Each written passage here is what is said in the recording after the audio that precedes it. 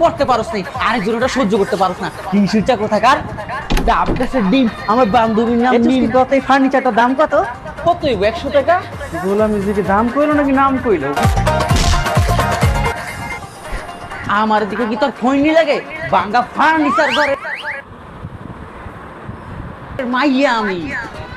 এই জুসকি, তুই কত এই ফার্নিচারটার দাম কত? এই তো 2-3 লাখ টাকা। আরে 2-3 লাখ টাকা দিবই না। তারপর আমি দরদাম করে 80 টাকা তো বড় কিনে লইছি।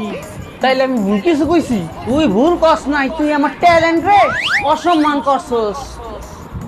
তামতা করতাছ কে মা? কিছু কইবা? কইলে একদম কইজে লাথি দিয়া লিভার ফাড়াই লাইমু।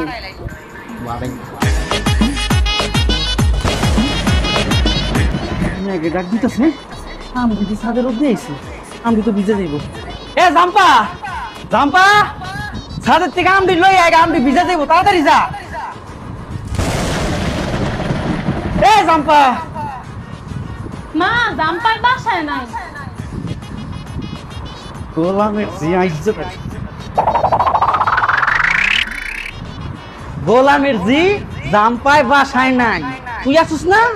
আমডি যে ছাদে ভিজা যাইতাছে, তুই যাইতে পারস না নাকি তোরে আমি আলাদা করে এসএমএস দিয়ে কইমু? মা মা তাইলে কি আমি ওয়াইফাই অন করুম, তুমি আমার এসএমএস করবা? তোর এসএমএস লাগবে না? এসএমএস পাইছস? গাদির ঘরে গাদি। হ্যাঁ মেঘে আমার আম নষ্ট হয়ে গেল গা রে, নষ্ট হয়ে গেল গা। ভাবি আপনি আমের আচার বানাইতেছেন? কেন সুজা কি দেখেন? না মানে কইতাছিলাম বর্তমান সময়ে এতদিন লাগায় আম সিল্লা হুগায়া জাল দিয়ে কেউ কি আর আচার বানায়? জ্ঞান দিয়েন না, জ্ঞান দিয়েন না। আমগো জ্ঞানের অভাব নাই, আমরা কম বুঝি না। মা মা তুমি কি বেশি বুঝো? আদাম রে আদাম রে, তুই আসিলি কই রে? খাইছি তো। গোলাম কোন হানকা? না দাদি ওরকম কিছু না, এখন তো অনলাইনে অনেক ভালো ভালো আচার পাওয়া যায়, আবার একদিনের মধ্যে ডেলিভারি দিয়ে দেয়। আমার এসব ঝামেলা টামেলা পছন্দ না, এর লাগে আমি অনলাইনে নির্ভেজাল পেজ থেকে অর্ডার দিয়ে ফেলি। তাই নাকি ভাবি? এই আচার কি ভালো হইবো? সব কিছুটা কি খাওয়া যাইবো কিনা?